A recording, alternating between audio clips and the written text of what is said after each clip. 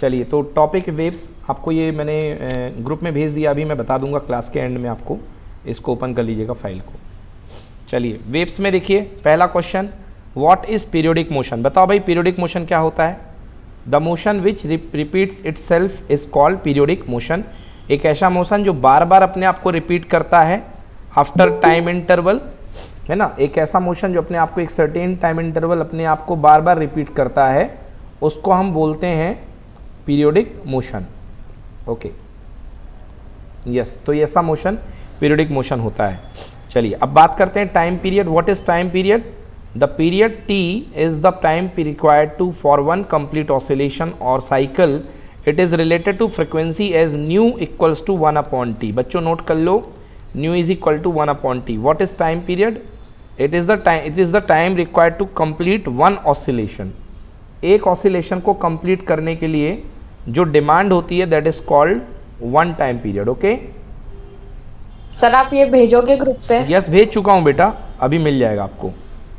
Yes sir. Okay, so what is time period. It is the time to require, it is the time period t is the time required to complete one oscillation. चलिए next लिखिए frequency. Question लिखिए what is frequency. अगला लिखिए what is frequency. Question बनाते जाइएगा। पहला question था what is periodic motion, question दूसरा था what is time period, and तीसरा क्वेश्चन है व्हाट इज फ्रीक्वेंसी। तो फ्रीक्वेंसी क्या होती है, पढ़िए Harshita.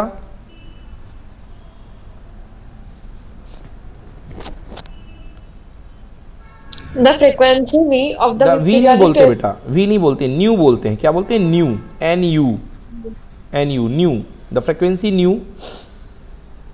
The frequency nu of a periodic or oscillatory motion is the number of oscillations per unit time. हाँ लिख लीजिए, it is the number of oscillations per unit time.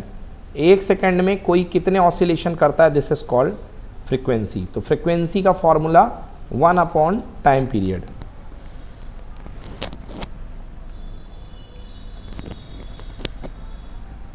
Okay, then next.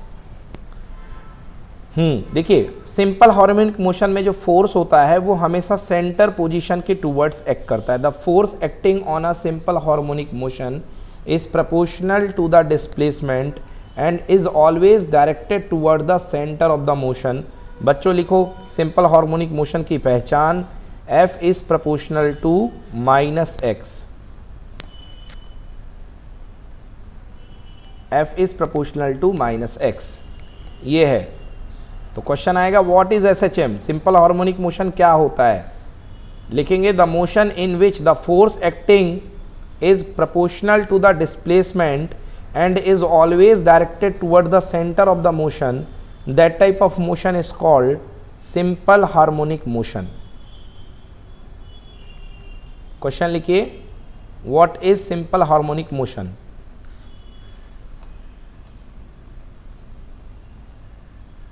लिख लिया, what is simple harmonic motion.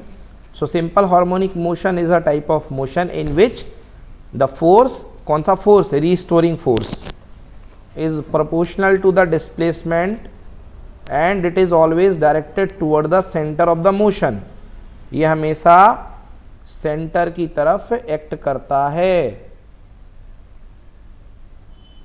ये हमेशा centre की तरफ लगता है।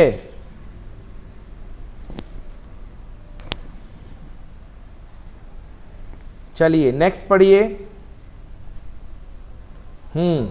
Simple harmonic motion, the displacement x t of the particle from its equilibrium position is given by x t equals to a cos omega t plus five. Yes लिखिए बच्चों, yes लिखिए x t equal to a cos omega t plus five. What is this, लिखो बच्चों write the displacement equation of SHM। Simple harmonic motion में जो displacement equation होता है, displacement at any time t, वो होता है a cos omega t plus five. ये होता है सिंपल हार्मोनिक इक्वेशन का displacement equation, x t equal to a cos omega t plus five.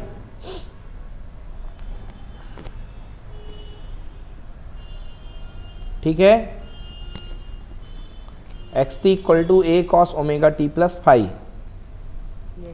ठीक है, यहाँ पे ओमेगा टी प्लस फाइव क्या होता है बच्चों, लिखो phase, total phase. Omega T plus five होता है टोटल फेज। कैसे, ये कोई पार्टिकल है, इसका इनिशियल फेज था फाइव और ओमेगा रफ्तार से टी टाइम तक चला गया तो इतना एंगल होगा ओमेगा टी, तो टोटल एंगल कितना ट्रेवल किया, ओमेगा टी प्लस फाइव। तो लिखो omega T plus five is the phase of the motion and five is the phase constant,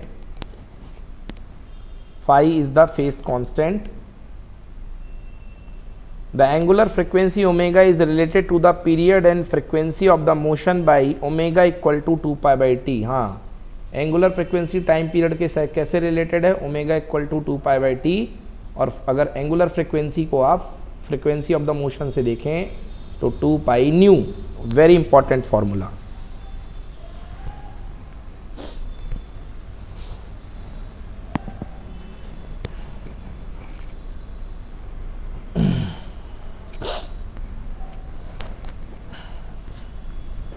ठीक है, आ गया समझ में यहां तक, चले आएंगे हर्षिता। Yes sir. चलिए नेक्स्ट पढ़ते हैं। Two perpendicular projection of uniform circular motion will give simple harmonic motion for projection along each direction with centre of the circle at its mean position. चलो बेटा देखो, ये कोई सर्किल है, मान लो यहाँ से ये स्टार्ट हुआ सर्किल, तो इसका परपेंडिकुलर खींचो, तो ये देखो सर्किल यहाँ जाएगा तो परपेंडिकुलर यहाँ आएगा, फिर परपेंडिकुलर यहाँ जाएगा, फिर परपेंडिकुलर यहाँ आएगा, फिर परपेंडिकुलर पीछे की तरफ जाएगा, फिर डाउनवर्ड जाएगा और फिर वापस आएगा।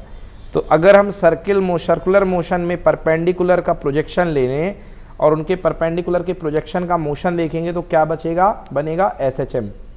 लिखो two perpendicular projection of uniform circular motion will give simple harmonic motion for projection along each direction with center of the circle as their mean position।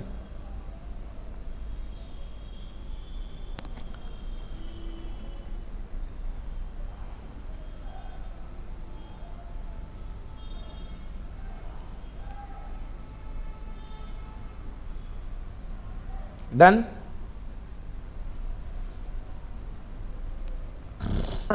चलिए अगला। Yes, the motion of a simple pendulum swinging through a small angles is approximately simple harmonic. बेटा simple pendulum ले लो और इसको हल्के से angle से आप इसको टिक कर दो तो ये हल्का हल्का इस तरीके से मूव करने लगेगा।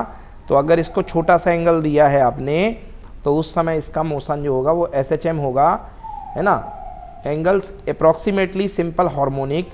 The time period of the oscillation, note करो बच्चों फॉर्मूला, पेंडुलम का time period T equal to 2 pi under root L by g, T equal to 2 pi under root L upon g, ये है पेंडुलम का time period.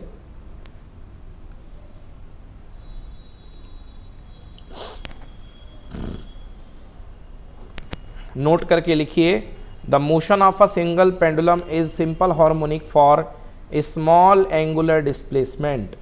छोटे angular displacement के लिए जो सिंपल पेंडुलम का, the motion of a simple pendulum is simple harmonic for small angular displacement. छोटे angle के लिए सिंपल पेंडुलम का जो मोशन होता है वो सिंपल हार्मोनिक मोशन हुआ करता है, मतलब SHM हुआ करता है। मगर याद रहे theta should be very small. अगर थीटा स्मॉल है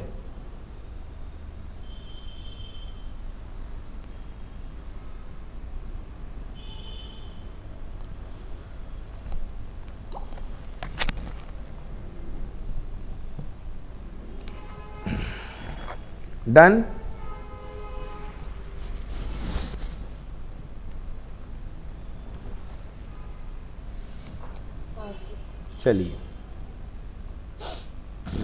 चलिए लिखिए, a particle of mass m oscillating under the influence of Hooke's law restoring force F equal to minus kx exhibit a harmonic motion. लिखो, a particle of mass m oscillating under the influence of Hooke's law, एक particle जो m mass का है oscillate कर रहा है Hooke's law. तो Hooke's law मैंने कब पढ़ाया था आपको, इलास्टिसिटी में, है ना, कि F is proportional to x हुआ करता है, तो F इज इक्वल्स टू होता है माइनस kx। तो ये इलास्टिक फोर्स स्प्रिंग का भी यही काम करता है, स्प्रिंग फोर्स भी यही होता है, F equal to minus kx। तो अगर इस रीस्टोरिंग फोर्स के इन्फ्लुएंस में यदि कोई पार्टिकल SHM करता है बच्चों, तो उसका लिख लो, उसकी angular frequency omega is equal to under root k by m. Angular frequency under root k by m.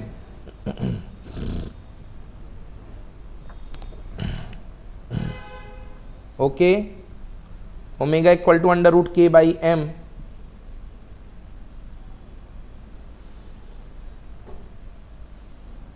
ठीक है, and time period equal to क्या होता है, 2 पाई अपॉन ओमेगा। तो 2 पाई में ओमेगा का डिवाइड कर दोगे तो क्या बन जाएगा, time period t equal to 2 pi under root m by k. Very important formula, t equal to 2 pi under root m by k. ये टाइम पीरियड का रिलेशन है। This is the relation for time period.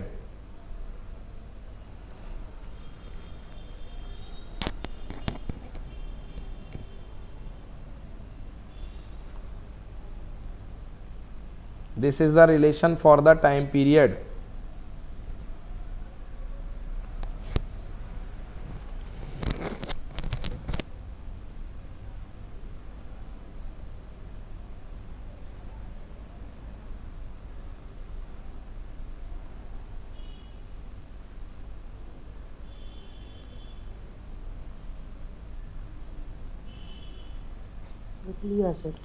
ठीक है,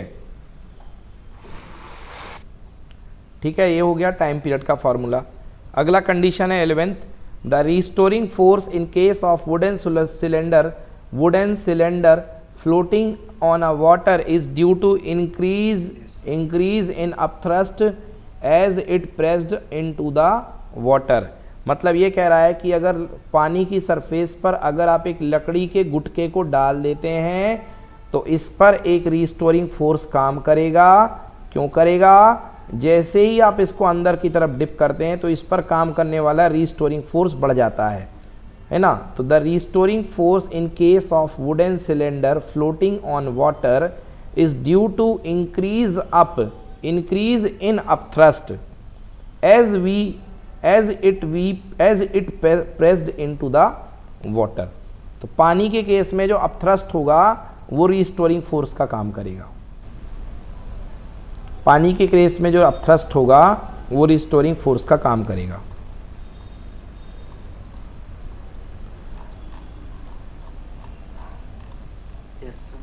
चलिए next,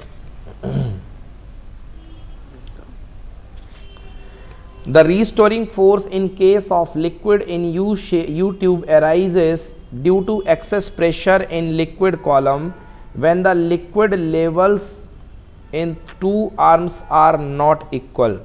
The restoring force in case of liquid in U tube arises due to excess pressure in the liquid column when the liquid levels in the two arms are not equal. ये काम की चीज़ नहीं है बच्चों, इसको छोड़ दो। Okay, ये रिस्टोरिंग फोर्स ये उससे हाइड्रोस्टैटिक से रिलेटेड है, छोड़ दीजिए इसको। अगला question 13, a simple pendulum undergoing SHM in the plane parallel to the length of the wire is due to restoring force that arises due to increase in tension in the wire. A simple pendulum undergoing SHM in the plane parallel to the length of the wire is due to restoring force that arises due to increase in tension of the wire. ये कह रहा है कि एक simple pendulum जो होता है जो SHM करता है किसमें, in plane parallel to the length of the wire. मतलब जो लेंथ पेंडुलम की होती है उसके पैरेलल प्लेन में यदि कोई पेंडुलम जो है वो मूव करता है तो उसका कारण क्या है, of the wire is due to restoring force that arises due to increase in the tension of the wire, इसकी वायर में टेंशन जो बढ़ता है उस टेंशन को रिस्टोर करने के लिए। Next,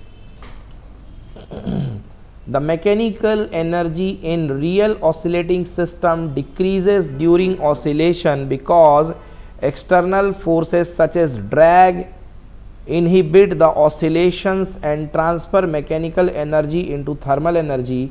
The real oscillator and its motion are then said to be damped। हाँ, ये क्या कह रहा है बच्चों, जैसे कि मान लो आपके पास आपने कोई पेंडुलम जो है लटका दिया और आपने इसको जर्क दे दिया, तो ये पेंडुलम थोड़ी देर तक टिक टिक टिक टिक होता रहेगा, उसके बाद रुक जाएगा। तो क्यों रुक जाएगा?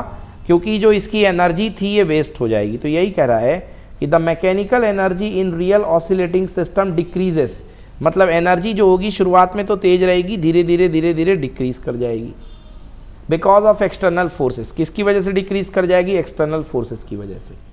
During oscillation because of external forces such as drag inhibit the oscillations and transfer mechanical energy to thermal energy. The real oscillator and its motion are then said to be damped। तो इस तरीके से जो real oscillator और जो आपको motion मिलता है वो कैसा मोशन मिलता है? डैम्ड मोशन, मतलब कि शुरुआत में तो अच्छा तेज रहता, बाद में दब जाता है, तो इसको बोलते हैं डैम्ड ऑसिलेशन। चलिए नेक्स्ट, अगली हेडिंग डालिए बच्चों, रेजोनेंस कंडीशन। लिखो condition of resonance. Condition of resonance, resonance condition क्या होती है? देखो, if an external force with angular frequency omega D acts on an oscillating system with natural angle frequency omega, then system oscillate with angular frequency omega d. The amplitude of the oscillation is greatest when omega d equal to omega. This condition is called resonance। बच्चों ऐसा समझो कि मान लो कोई गाना बज रहा था, कोई गाना बज रहा था, ये गाने के बीट्स थे, ये गाने के हाई बीट, ये लो बीट दूसरी तरफ से, मान लो ये गाने के बीट्स थे। अब क्या करते हो, जैसे आप गाने में ताली बजती है वैसे आप अपने हाथों से भी ताली बजा देते हो, और आपने ऐसी फ्रिक्वेंसी कर रखी कि गाने की अगली ताली पे खुद आपकी अगली ताली फिर से बज जाए। तो यहाँ पे ताली बजी तो आपने भी ताली बजा दी, फिर थोड़ी देर बाद यहाँ पे ताली बजी तो आपने भी ताली बजा दी, मतलब आप क्या कर रहे हो, आप इसके बीट्स को अपने बीट से मैच करा रहे हो। तो बच्चों इस कंडीशन को बोलते हैं रेजोनेंस। तो इसमें क्या होता है, external frequency equal to natural frequency. तो रेजोनेंस की कंडीशन का फॉर्मूला लिख लो, external frequency equal to natural frequency. Natural frequency ये कहलाएगा रेजोनेंस का फॉर्मूला। चलिए पढ़ देता हूं, if an external force with angular frequency omega D omega D acts on an oscillating system with natural frequency omega, the system oscillate with the angular frequency omega d. The amplitude of oscillation is the greatest when omega d equal to omega. This condition is called resonance। इस condition को बोलते हैं हम resonance. चलिए अब देखिए कुछ equations लिख लें, इंपॉर्टेंट फॉर्मूले, इसके टॉप फॉर्मूले इस चैप्टर के। पहला बेटा डिस्प्लेसमेंट इक्वेशन लिख लो, y एक्सेस में y is equal to a sine omega T, अगर फेज एंटी क्लॉकवाइज है तो प्लस फाइव नॉट, और अगर क्लॉकवाइज है तो माइनस फाइव नॉट लिख लो। ये है displacement equation, y is equal to a sine omega T plus minus five naught. Then लिखिए वेलोसिटी। SHM में वेलोसिटी क्या होती है बच्चों, वेलोसिटी का फॉर्मूला याद कर लो, v is equal to omega under root A square minus Y square. ये है वेलोसिटी का formula.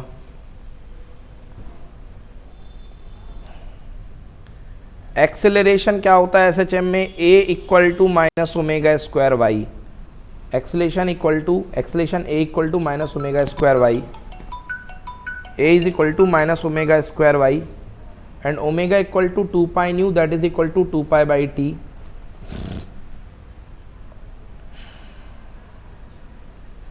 2 pi by T.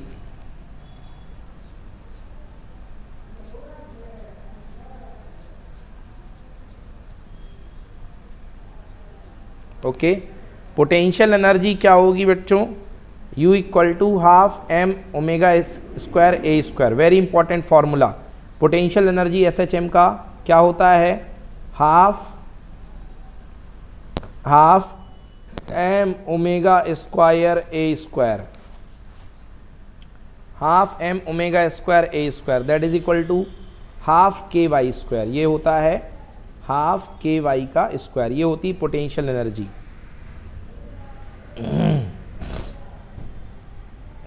Half K Y square. लिखिए नेक्स्ट काइनेटिक एनर्जी SHM की, K equal to half M omega square A square minus Y square. Kinetic energy SHM की half M omega square A square minus Y square. Kinetic energy SHM की half M omega square A square minus Y square, that is equal to half K A square minus Y square.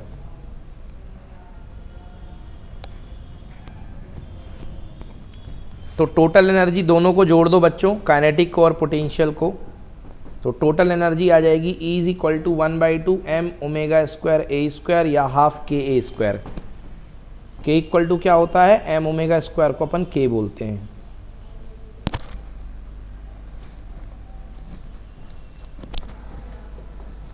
ये हो गई total energy. दोनों को add कर देंगे तो आप कर सकते हैं, खुद से ऐड करके आ जाएगा 1/2 के स्क्वायर। अगला लिखिए स्प्रिंग कांस्टेंट।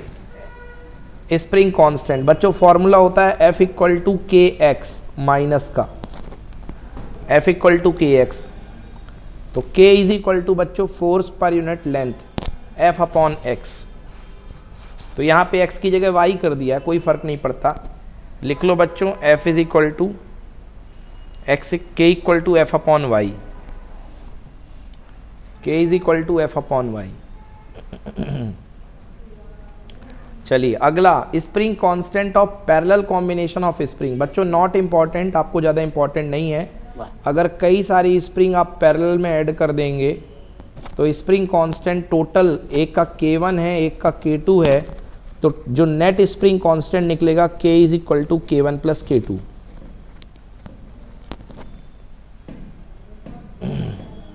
डन।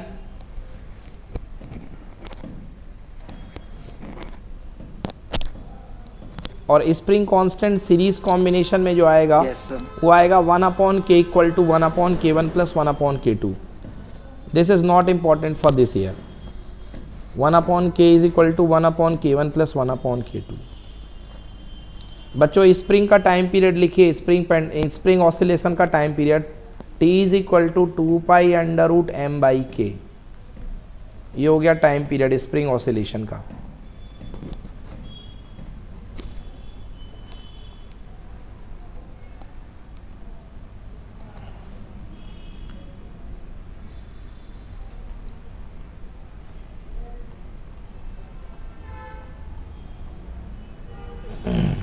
चलिए question number 11। If the damping force is given by FD equal to minus BV, where V is the velocity of the oscillator and B is damping constant, then the displacement of the oscillator is given by। बच्चों this is not important, absolutely not important, कुछ खास नहीं है इस बार, ये नहीं आएगा। ये एकदम डिफिकल्ट टॉपिक था। अगर डैम्पिंग फोर्स काम कर रहा है, this is given by FD equal to minus BV, where V is the velocity of the oscillator and B is the damping constant, then the displacement of the oscillator जो दिया जाता है XT equal to Ae⁻ BT/2m cos omega dash T plus phi. Not important. Where omega dash is the angular frequency of the damped oscillator which can be given by omega dash equal to √K/m minus B square upon 4m square। omega dash equal to √K/m minus B square upon 4m square।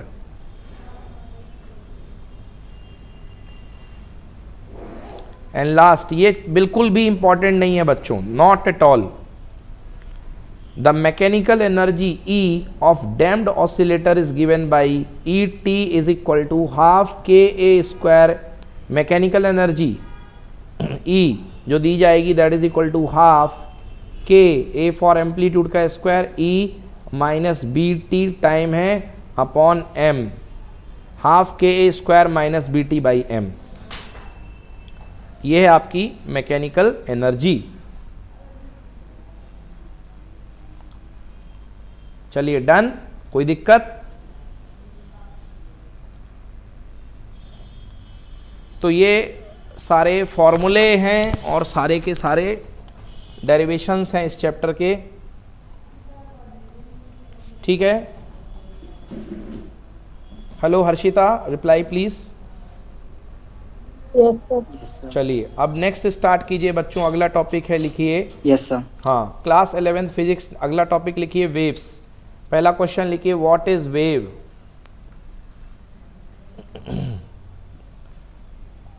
लिखिए what is wave, लिखो। Wave is a type of motion, wave is a type of motion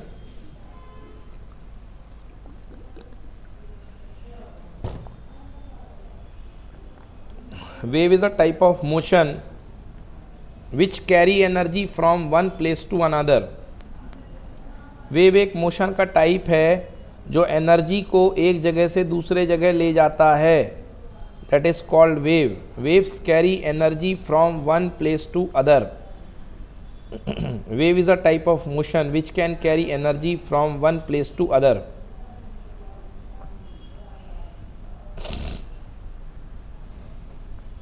okay, समझ में आया? Wave is a type of motion जो कि energy को convey करता है। देखिए आप एक रस्सी बांध लीजिए दो फिक्स रिजिड एंड्स के बीच में, एक रस्सी बांध लो और एक रस्सी को जर्क करके जान दो। देखो रस्सी कैसे जाएगी, इस तरीके से जाएगी। तो कुछ पॉइंट होते हैं जहां का वेव मैक्सिमम डिस्प्लेसमेंट ट्रेवल करता है, तो वेव के द्वारा ट्रेवल किया मैक्सिमम डिस्प्लेसमेंट ही क्या कहलाता है? एम्पलीट्यूड। लिखिए क्वेश्चन में, व्हाट इज एम्पलीट्यूड? लिखिए व्हाट इज एम्पलीट्यूड, आंसर लिखो। The amplitude is the magnitude of the maximum displacement. The amplitude is the magnitude of the maximum displacement of the elements from their equilibrium position,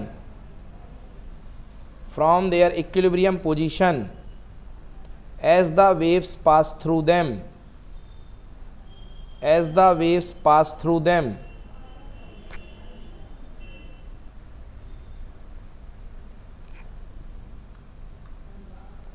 as the waves pass through them, ये होता है amplitude. तो amplitude क्या होता है? जिस element से waves पास हो रही होती है तो वो एलिमेंट मैक्सिमम अगर डिस्टेंस ट्रेवल करता है, मैक्सिमम डिस्प्लेसमेंट ट्रेवल करता है, तो उसके मैक्सिमम डिस्प्लेसमेंट को ही हम क्या बोलते हैं? एम्पलीट्यूड। चलिए नेक्स्ट क्वेश्चन लिखिए। वेवलेंथ लिखिए, डिफाइन वेवलेंथ। वेवलेंथ क्या होती है? देखिए बच्चों, ये आपके पास कोई वेव जा रही है, तो ये वेव की ये पोजीशन है और ये पोजीशन है, ये दोनों पोजीशन एकदम सेम है। इसको बोलते हैं क्रस्ट, इसको बोलते हैं क्रस्ट। तो दो क्रस्ट के बीच की दूरी या दो ट्रफ के बीच की दूरी, ये है ट्रफ और ये बनेगा ट्रफ। तो दो ट्रफ के बीच की दूरी को बोलते हैं वेवलेंथ। लिखो, the wavelength lambda of a wave is the distance between repetitions of the shape of the wave। Wave के बिटवीन रिपीटेशंस, वेव के एक रिपीटेशन के बीच की जो दूरी होती है, वेव का जो एक रिपीटेशन का शेप होता है उसके बीच की दूरी को बोलते हैं वेवलेंथ। ये है वेव का एक रिपीटेशन। तो यहाँ से लेकर के यहाँ तक की जो दूरी होगी ये है वन वेव। तो यहाँ तक की जो डिस्टेंस कहलाएगी वो कहलाएगी वन वेवलेंथ लैम्डा।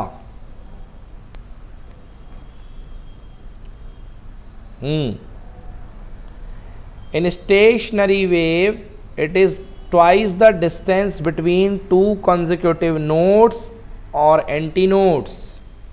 अभी हम पढ़ाएंगे स्टेशनरी वेव क्या होती है। तो स्टेशनरी वेव में ये जो डिस्टेंस होती है दो लगातार नोड और एंटी नोड के बीच की दूरी का डबल होती है। दो लगातार नोड और एंटी नोड के बीच की दूरी का डबल हुआ करती है।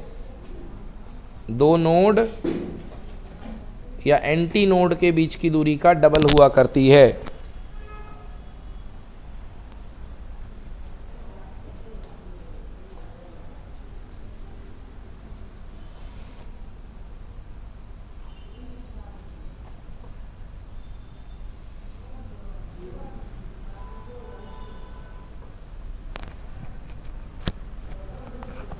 ठीक है,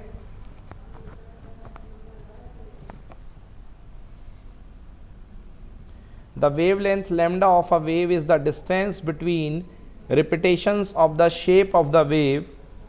In a stationary wave, it is twice the distance between two consecutive nodes and antinodes. Note करिए,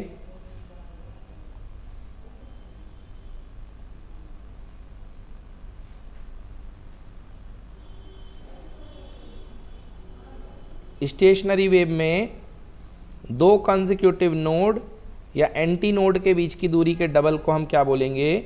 वेवलेंथ। ओके, नेक्स्ट लिखिए time period. What is time period in a wave? एक कंप्लीट ऑसिलेशन के लिए वेव को जितना time लगता है यहां से यहां तक का टाइम, इसको बोलेंगे time period. So what is time period? The period T of oscillation of wave is the time any string element takes to move through one full oscillation. The period t of oscillation of wave is the time any string element takes to move through one full oscillation.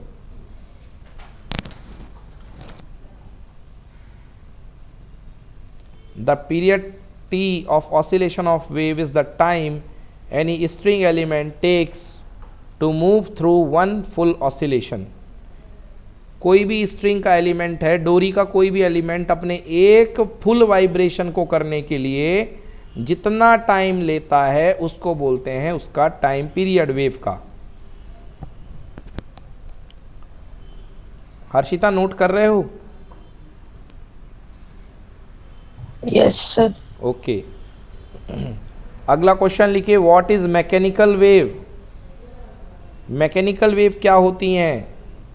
तो mechanical wave वो होती हैं जो material medium में propagate होती हैं। A mechanical wave which travel in some material is called mechanical wave. A mechanical wave travel in some material is called medium.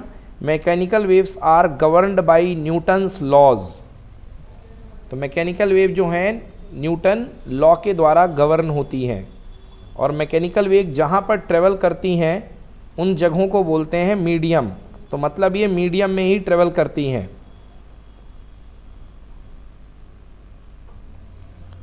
ठीक है।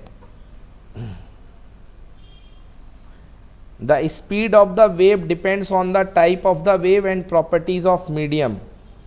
दो चीज पे speed of the wave depend करती है, एक वो कौन से टाइप की वेव है और दूसरा कौन से टाइप का मीडियम है।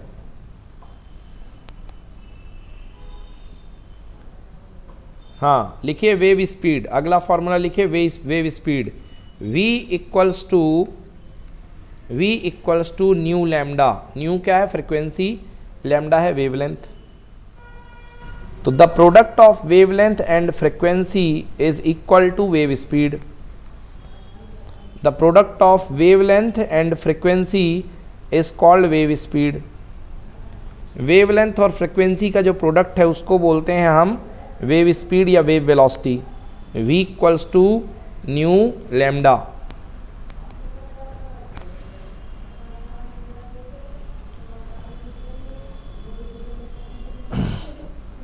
अगला लिखिए, right the equation of progressive wave. Write the equation of progressive wave. लिखिए y is equal to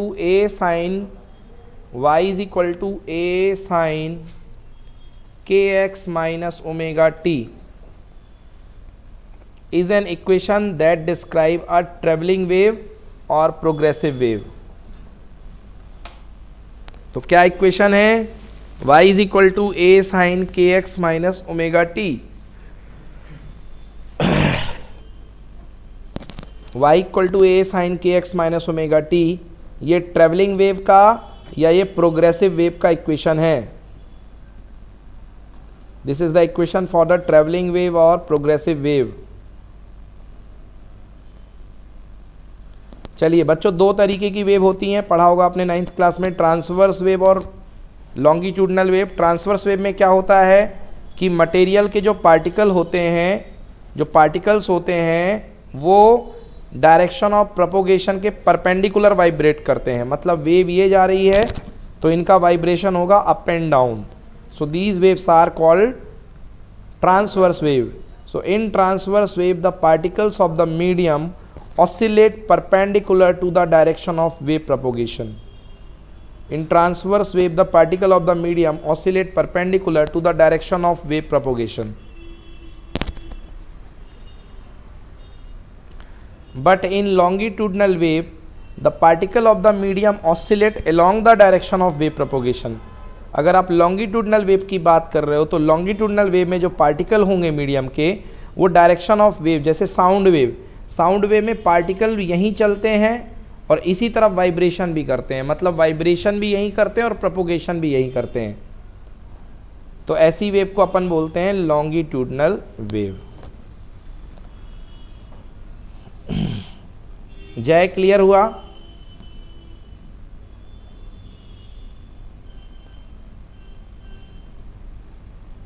Harshita? Clear है सर। ओके।